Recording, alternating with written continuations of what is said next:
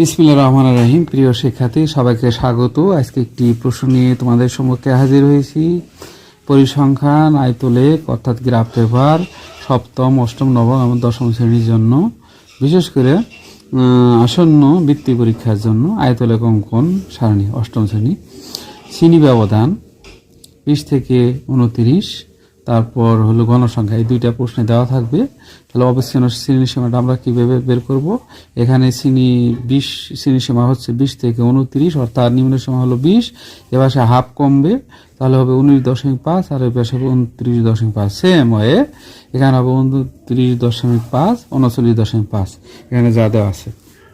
এখন আমরা একটু লিখতে হবে। ছক্কা ও ছক্কা বরাবর শ্রেণী অবচ্ছিন্ন সীমা প্রতি ঘরকে 2 একক এবং অক্ষ বরাবর গণসংখ্যার প্রতি ঘরকে 1 একক ধরে আয়তলেখ আঁকা হলো। তাহলে এখন আমরা গ্রাফটি লক্ষ্য করি। তাহলে আমরা সুবিধা মতো গ্রাফটি লক্ষ্য রাখবো যে আমার এখানে গণসংখ্যা সর্বোচ্চ আছে হলো 18। তাহলে এই পাশে যেন 18টা দ্বারা থাকে। তাহলে এদিক লক্ষ্য করি, এক্স ড্যাশ এবং এদিক ওয়াই ড্যাশ। তাহলে আমাদের প্রথমে হলো 19.5, এখানে লিখে নিলাম। তারপর হলো 29.5, তারপরে হলো 39.5, 49.5, তারপরে হচ্ছে আমাদের 59.5।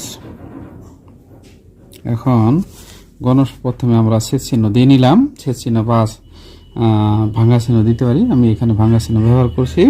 তাহলে এখানে 8 আমাদের গণসংখ্যা, তাহলে 10-এর 2 কম হবে 8। তাহলে আমরা অবশ্যই পেন্সিলের সাহায্য নিব, কলম দিয়ে আঁকা যাবে না কখনোই গ্রাফ।